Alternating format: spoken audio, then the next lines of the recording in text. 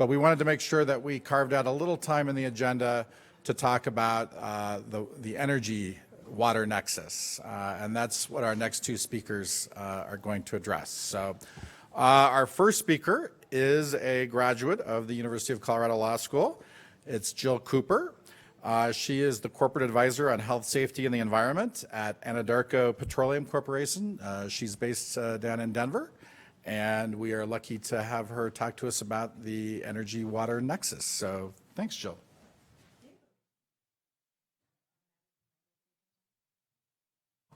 Automatically, it's by me doing it. Oh, your mic, yeah. Well, thank you all very much. Jill Cooper. I work for Anadarko Petroleum Corporation. We are the companies who do hydraulic fracturing. We also do some midstream, but mostly we are a company that drills holes in the ground and pulls gas, oil, and water out of the ground. And I was really excited earlier that one of the speakers brought up Aldo Leopold, because I'm going to law school here. Everyone always, who does natural resource, has the honor and privilege, hopefully, of meeting and working with Wilkerson, and he introduced us to Aldo Leopold. And I just had to bring up one quote since I'm in a university that he always stuck with me, but I made sure to get it right, so I texted it to myself. Education, I fear, is learning to see one thing by going blind to another. So from the water perspective, I think, in my experience, that is telling, that we need to look at things from a holistic perspective. From the oil and gas perspective or side of the world, there's been a lot of discussion around this concept of food, energy, water. In fact, DOE's hosting some roundtables July 1st, I think. They're hosting a number of roundtables, but the one on energy is on July 1st, and we were asked to participate here in Golden, actually. A lot of universities are looking at the food, energy, water nexus. It's just been a really hot topic. It was really interesting. A couple years ago, I was at Encana Corporation, and my current boss, the vice president of environment, health, and safety for Anadarko, and another gentleman in the oil and gas industry came up with the idea of perhaps we should get a coalition of oil and gas companies together to start working on the technical issues around water. We created this group called the Energy Water Initiative, and one of the things we're trying to do, and most of my presentation is about the Energy Water Initiative and a report that we issued in January of this year, which I can email to anybody who wants to see it. We wanted to put water use in context for ourselves. Now please understand, the Energy Water Initiative is a group of technical geeks from 17 oil and gas companies, including almost all the majors, and we get together 4 times a year, but we work on projects throughout the year, and we're working on technically based issues, or technical issue. We're not a policy group.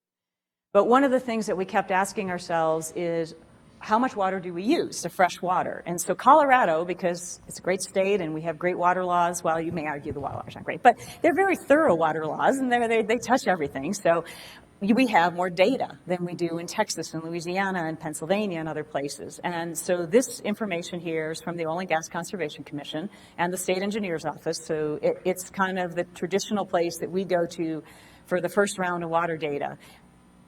Fresh water use in the oil and gas industry is 0.1%. It's actually 0.08% of total state water use in Colorado. That's for the hydraulic fracturing, which is the primary, that's 95% of the water we use is hydraulic fracturing. We use a little bit in drilling, and we use even less in the processing and the rest of the oil and gas side, the upstream. I'm not talking about refineries, I'm not talking about power plants. I'm talking about where we're drilling holes in the ground and we're fracturing, drilling, completing wells. So we started thinking about, from the oil and gas perspective, in Pennsylvania we're 0.2%, in Colorado we're 0.08% of fresh water use. One of my best friends is Melly Whiting. She's an attorney for Trout Unlimited. We talk all the time about water, and they just, and Trout is one of my benchmarks to say, when are we at the point where you guys want to sit down and talk to us about water issues? And right now we're not their big issue. Water use in oil and gas is not really the big issue around the West, nor in other states that we work in, except for Texas. It's aside Texas. Texas is in a bit of a unique situation. One of the things we started looking at in this Energy Water Initiative and at Anadarko is, are we really part of the problem or part of the solution when you're talking about water quantity? And there's different ways to look at this, and I'm not here to tell you guys, oh, we're going to always be part of the solution. In some areas, we are using fresh water that could go for other uses. There's no question. In general, we're not a significant water user compared to other sectors. However, we are bringing water that's trapped underground to the surface. And right now, we dispose of that water primarily back down hole again in underground injection wells, permitted by the state, approved by EPA, et cetera. The water typically is going 5,000 to 10,000 feet underground, our disposal wells. So we're looking at that and saying, is there an opportunity? And of course, we are a for-profit company. We are looking out for our shareholders. At the same time, we recognize at the very high levels in these companies that us putting water downhole as a waste kind of goes counter to how most of the world sees water, domestically and internationally. Most people don't call water waste. As a sustainability person, I have a really hard time ever saying the word wastewater. I say it once in a while, but boy, it bothers me. I mean, to me, it's a resource that we haven't figured out economically and technologically to keep at the surface yet and treat it and have somebody else be able to reuse it. So we, as this Energy Water Initiative and within our separate companies, are looking at what do we need to do to be able to try to ethically and appropriately and economically keep some of this water at the surface. So the Energy Water Initiative, as I said, it's a group of 17 companies. We're about to add another one, maybe two more. So we might become 19. And I just want to stop here for a minute and have you take a look. Hopefully you guys can all see the names on here. This is a very unique group of companies that came together. There's a lot of the majors, a number of mid-sized companies, and a couple smaller companies. All of our trade associations know what we're doing. We don't do regulatory policy work. We are truly the water geeks. I'm a lawyer, so I'm one of the only non-technical, brilliant people in the room. I'm the least intelligent person in the room. But it's truly the water technical guys sitting together and working through these issues together. We're trying to drive technology. And so we're trying to share knowledge. We are trying to look at how we're all treating water and not just look at it company by company, but where can we learn lessons from each other. So in 2014, 12 of the 17 companies, not everybody has to do every project, we got together and said, let's go look at each other's water treatment facilities. And so we traveled around the country and tried to hit every key basin and every kind of unique water treatment technology that we were implementing in the field. And we tried to come up with what we can learn from each other. So the public report was issued in January of 2015. C.H. Hill helped us coordinate and do the work because we don't have, I'm the chair of the group right now. We don't have a staff. We are not a trade association. We are held by a legal framework agreement. Getting 17 sets of lawyers from 17 different companies to agree to a 6-page document, I wear that with a badge of honor. I was the lead writing the document. It was really unique, but we got it done. We don't share that document with everybody, but the members get to see it and look at it. It's just a really interesting piece of legal work. So we work together on these different issues and try to come up with solutions. At the same time, we're working at educating stakeholders, like through this case studies report that we issued.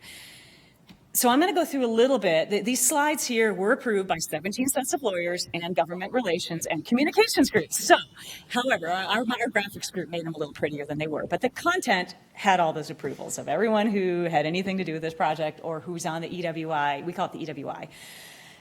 These were the 6 trends we're seeing in water for our industry from a technical sense.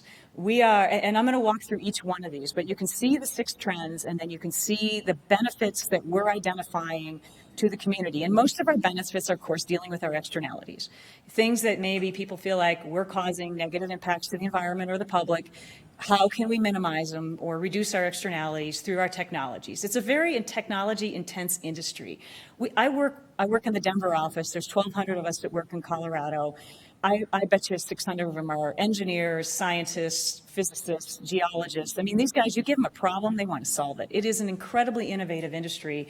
And in the last 5 years, they've made enormous strides towards reducing air emissions and water impacts.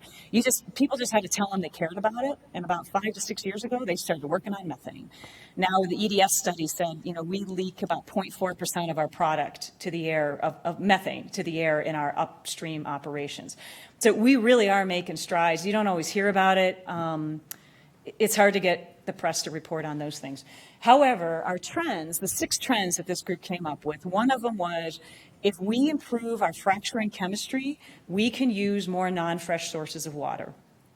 When we drill a well in the ground, when we're drilling our well bore, and before we have the well bore set, we will use fresh water. We will use water, ideally, from the aquifers we're drilling through, because we don't want to introduce anything new. So fresh water is always going to be used in drilling. Once you get the well bore in place and you're talking about fracturing, we have a lot more flexibility. The well bore is there to protect the groundwater aquifer, typically 500 to 1,000 feet below the groundwater aquifer. people started telling us, we don't want you using all this fresh water for fracturing, so we started seeing what other kind of water can we use. The first water we use is our own. The second water we were looking at is brackish, brine, saline water, really, really popular in Texas right now for us to use as much brackish water as we can. So it had to do with the science of the quality and the quantity of the water linking up with, how we do our fracture jobs. So we've worked on it, and pretty much we can use all kinds of different types of water now. Most companies are not using very much fresh water in their fracturing anymore. Again, drilling aside, which is about 4% of our water use is drilling, 95% of it's fracturing. We're using a lot of brackish water.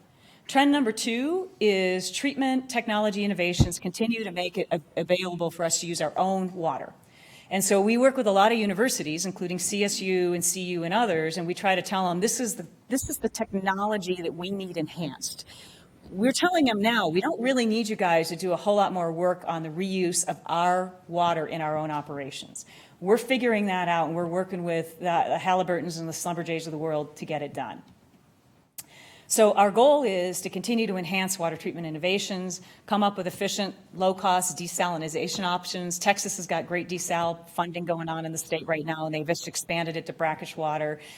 And we want to keep using more and more of our own water. Now, there's a realistic challenge. If we're not fracturing and not using our water, then our water needs to go somewhere. So we can consume, in some places, we're fracturing with 100% of our recycled water, not drilling, fracturing, 100% recycled water. But when we stop fracturing because the price of oil or gas goes down, we need to be ready to manage our water. Another area, important trend, and this is really important for our communities, so I'm going to highlight this, is we move a lot of water around, and the traditional approach is truck it. Truck it, truck it, truck it. Some companies, including ours, have started setting up pipelines. These are temporary lines to move water to the location we need them to avoid truck traffic. I've got some numbers later from Anadarko that shows the significant number of trucks that we're taking off the road just because we're moving water with pipes. Really simple, not permanent pipes most of the time. They're usually temporary. The fourth trend is storage design. Now, again, I know you guys are more the water quantity world, but when we're talking to the water quality, and I know there's maybe no separation between quality and quantity, people always think we're putting our water in pits.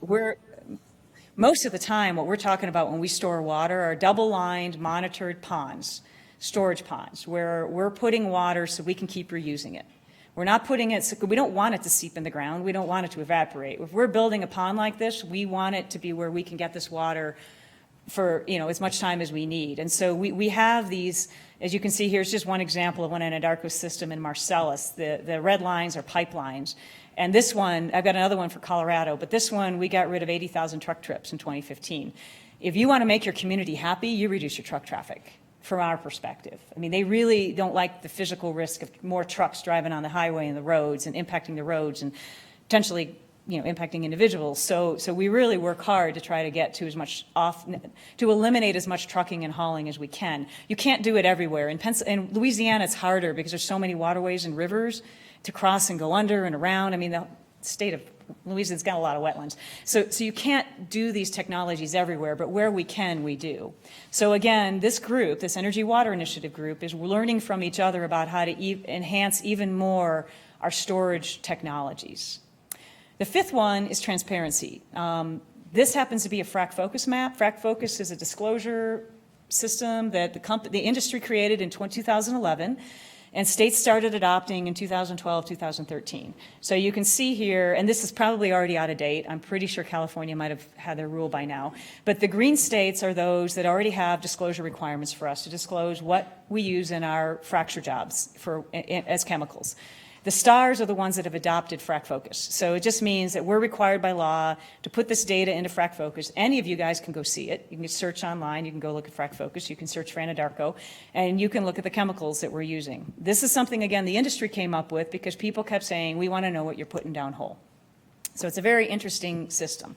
The other thing with transparency, and we want to learn from each other, is how do we best work with our communities? How do we best ask them the questions about what they want to know more about and then get them the information that's most valuable to them? So EWI is an example of industry collaboration, and we're working a lot with the Texas state government right now and all universities all across the country. So trend number 6, we've learned that where companies have dedicated water staff in the oil and gas company, they tend to be better prepared for water-related issues. Again, that concept of maybe water shouldn't be considered a waste in our industry, but a resource that or a product that industrial ecology that we want to figure out a way someone else can use or we can keep using. The companies that are getting more progressive in this tend to have dedicated water staff. So again, that may not be a topic you guys are all that interested in. But the research side is really interesting. And we've looked at partnering with Trout Unlimited and the Nature Conservancy and other NGOs that are interested in sitting down and working with us on specific topics and issues. We have, I think Jessica's here. You want to raise your hand? Jessica is with a PhD student here at CU. She and a professor here and another student came and joined us. Was it last week or the week before? It was last week. Gosh, time flies. It was last week in Houston in one of our quarterly meetings, and they presented on the research they're doing. And this group of 17 companies gave her and her colleagues really candid feedback about the research they're doing and what the industry needs next to get to that point where we can keep more surface water at the surface. So we're trying to work with DOE, ARPA-E, which is a branch of DOE, the universities, anyone else that's putting funding towards water treatment technology for our industry to help them make sure they're looking at the right thing, that they're focused on the right problems. This is now I just have a few photos because I want to make sure we leave time for questions. These are some examples of our facilities. The one over to the side, over to the big one here, that one's in Utah. These two are in the DJ in Wattenberg or Colorado, just north of Denver.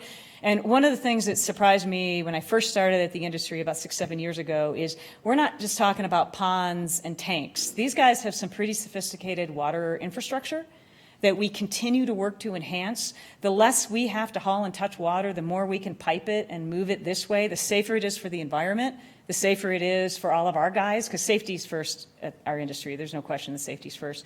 And the better it is going to be for not losing as much water through evaporation, for not having as many spills. So we're getting pretty sophisticated in our water storage, transfer, management side of the world. This is a map of the blue lines are our water pipelines in the Weld County area and the Adams County area.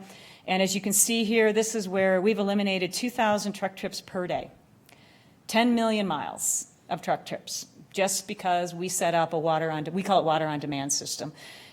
That's tremendous for the community. So does it make sense for us? Yes. I mean, to me, sustainability is a win for the environment, a win for society, and a win for the economics of the company.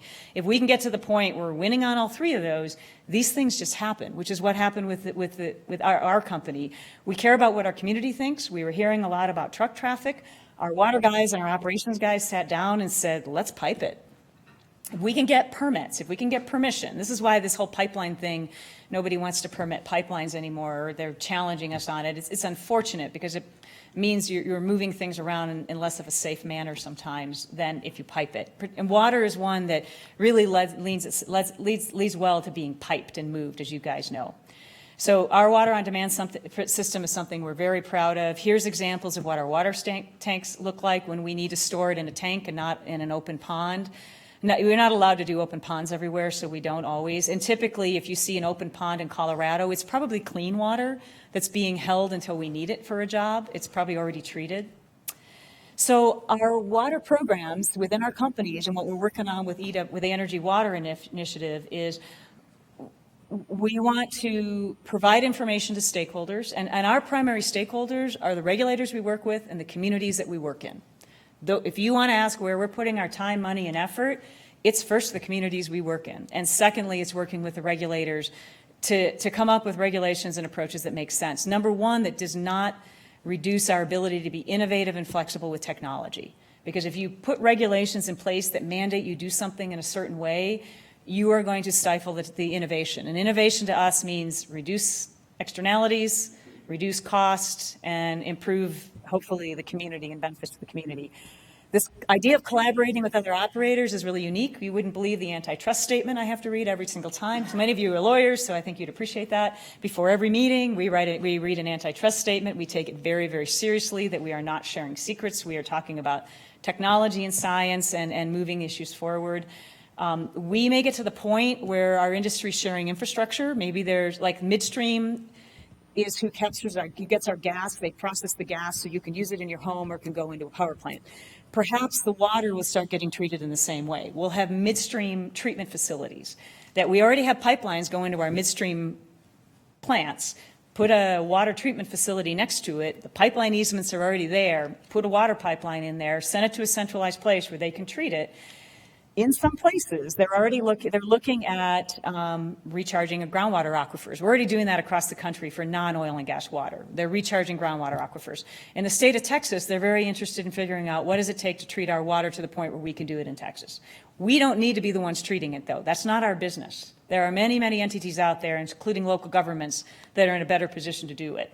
So that's one of the things we're looking at into the future is of this water we're bringing to the surface, what does it take to treat produced water that has heavy metals, it has naturally occurring radioactive materials? By the time we're done with it, it has tenorin, which is technically enhanced naturally occurring radioactive materials, and other things in the water. How do we get it to the point where we can treat it and it can be useful for somewhere else, including potentially, I'm not a scientist, so I know we're not there yet, recharging groundwater aquifers. Innovation is important.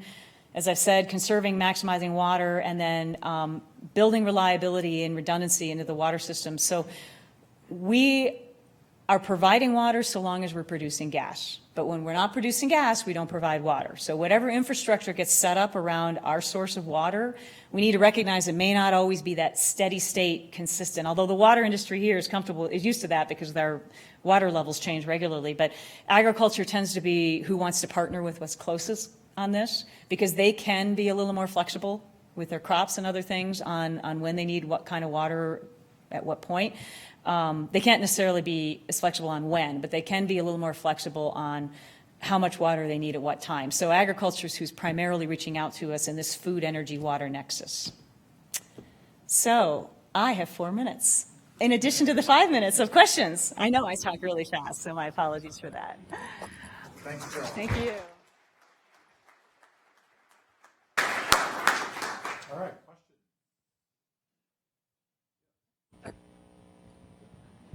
If you tell me who you are, that'd be great.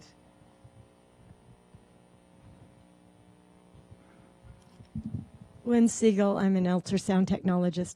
In the interest of the Saudis leaving our gas, keeping our gas prices down and capping off some of these wells just based on speculation drilling, and all of the infrastructure you're talking about to convey the water, the wastewater. What about the expense of that? It might be good ways to move it, but the expense, if meantime we come online with more renewables and things that will overcome even the need for this, infrastructure. That's a good question. I think that's why, from our water infrastructure perspective, and because our locations move around a lot, we set things up to be temporary, to be movable, like the pipelines and all that, except when you're talking about a centralized water facility. Part of what you're talking about may be close, maybe decades down the road, in terms of eliminating the need for oil in particular. I mean, natural gas, obviously, for electricity, there's different options, although right now, this country, I do air stuff as well, we're going through quite a bit of conversion from coal to gas. So we still see that demand coming for a while. I think it's a really good question for local governments. If they're one of our partners that wants to potentially, in Texas in particular, use this water for beneficial uses, they need to consider that. One benefit they have in Texas is they're already at a lot of focus on desalinization of saline water and brackish water. So if they set up the infrastructure to do the treatment, most likely, if we're not providing them water, they're probably going to go to their own groundwater, and they'll be able to use the technology to treat and the infrastructure to treat brackish water in addition to our water. Because what we're talking about with treatment, it's mechanical, chemical, biological. It's basically water treatment. Nothing's changed much in tens of decades or in several decades in terms of how we're treating water. There's nuances to it, but generally it's those three areas. That's basically water treatment technology. There's not a lot of unique things to our water that once you got the infrastructure set up, you couldn't use for other types of brackish or desal water. We have some things. I mean, I don't want to get into the science of it. We have some things that are different, but you just don't do that chemical treatment, or you don't need that particular level of mechanical treatment. But the overall infrastructure could be useful for desal and brackish water treatment. It's a good question, though. Hi, I'm Dave Cabesco. I'm a surface permitter for the Oil and Gas Conservation Commission on the Western Slope in Rifle. You mentioned that 0.08% of all fresh water in Colorado used for fracking. That's the number we get from the SEO and the OGCC. Has it changed? No, what I was wondering is when you frack, my understanding is that there's a portion of that water is produce water mixed with fresh water, and that it's continually recycled on the sites. So that 0.08 is just fresh water. Correct. It's just what we add to our process, our system, for drilling and completions, or for fracturing only. For fracturing, that is fresh water. Correct. Okay. It's not total water use for what we use. What There's a you certain amount use, of us yes. is reuse. Okay. Now, the other question is, there's a lot of produce water that comes up with natural gas and with oil. If you were to treat that, what percentage then of usable water would be provided to the public? Okay, what you know, if you get what I'm saying is, Yeah. if we use 0.08, 0.08, okay, and then that gets all treated and doesn't get disposed of, and I guess I'm just kind of curious is how many millions of barrels Right. of produce water can be, if it could all be treated, Right. would add to the overall amount of water available to all entities. And I'm going to give that horrible answer of it depends. However, there is a company, Southwestern Energy, they actually just bought up in Steamboat, I think. They're trying to get to net zero. That they're bringing and treating as much water and adding as much fresh water to the surface as they're using. Net zero fresh water. That's kind of the concept the industry is starting to talk about, is how do we get to net zero. We want to do that very carefully, though, because we recognize we have constituents in our water that need to be evaluated. EPA just came out with their big hydraulic fracturing water report. I get to read it. There's a 1,000-page report and a 600-page report. I'm reading the 600-page report. I'm going to let someone else read the 1,000. But in there, it talks about wastewater treatment and produced water. There's a lot of discussion about these topics in there. It really depends. So in some areas, like I'll go to, you're over in the Western Slope. In the Piceance, there's a basin called the Williams Fork. It's one of the plays that they drill into. There's the Williams Fork, the Isles, the Mancos, the Niobrara, all these different formations. The Williams Fork gives a lot of water back. In 100 days, you get 100% of the water you put down back, and it just keeps going. It's a nice, decently quality water that you could get to net zero pretty easily if you're drilling into the Williams Fork. If you're in the Wind River in Wyoming, it's a gusher. It puts that to shame. And the Delaware, which is down in the Permian in Texas, it's another one that's going to be providing, and it could be at one point, if our operations go up to scale, you could be at 500,000 barrels of water a day. That's just one operator. Right now, all of that's going to get disposed of downhole, probably. If not reused in our operations, it's going to go downhole. That's way more water than we need in our operations. So it really depends. In other places, like in Haynesville, or in Carthage, Texas, East Texas, very dry area. You may not hardly get any water back. The Niobrara here in Colorado, which is the DJ Basin, I'm going to go out on a limb, so guys don't quote me on this because the numbers change. I think you get 10 to 15% of your water back in the DJ, which is next to the South Platte. So that's an area where it's going to take a lot to get to net zero. But the companies are looking at it sometimes average across the country, because it depends on the rock and what the rock's given back. And so we have dry gas plays, we have wet gas plays. We have oil plays that have water, we have oil plays that don't have as much water. Most oil plays have a certain amount of water, but again, it really varies. Does that help? I wish I could give you a number. We could get the Isles, Mancos, Niobrara, Williams Fork, and we'd have a different number for everyone.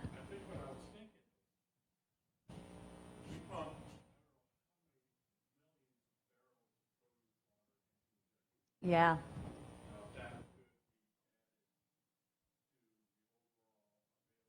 That's what we're trying to work on. That's what we're working on. And of total water use for the state?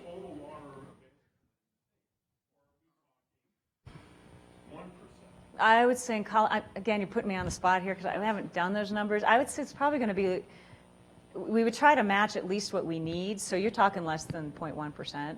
See, we're just not, that's the other reason when I talked to my friend Melly from Trout, we're just not a big issue because we're not that big of a consumer of fresh water.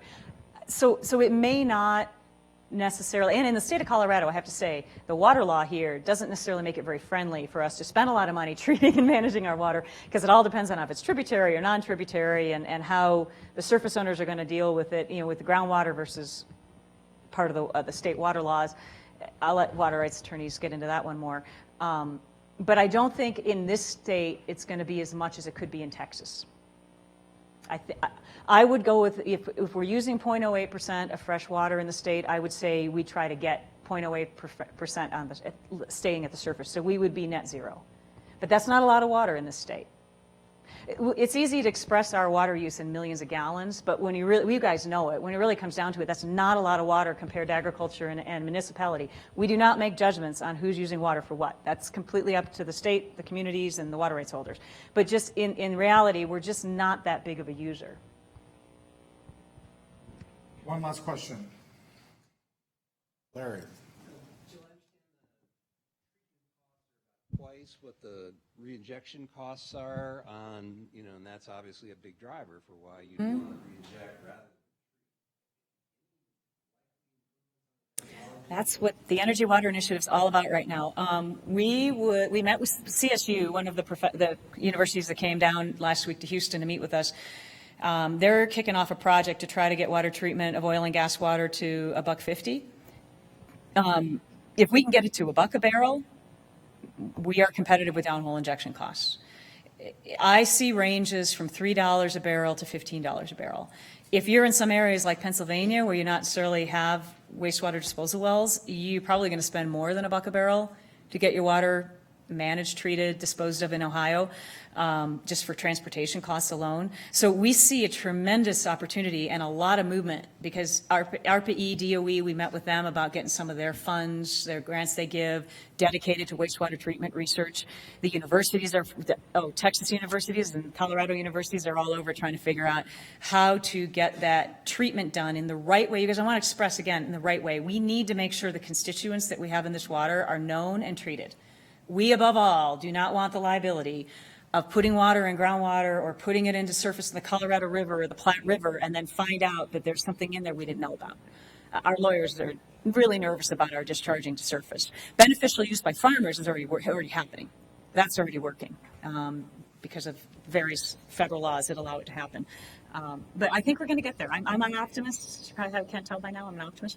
I think in the next 2 to 3 years, we're going to have the cost down to be competitive with disposal wells. But thank you guys very much. Appreciate your time.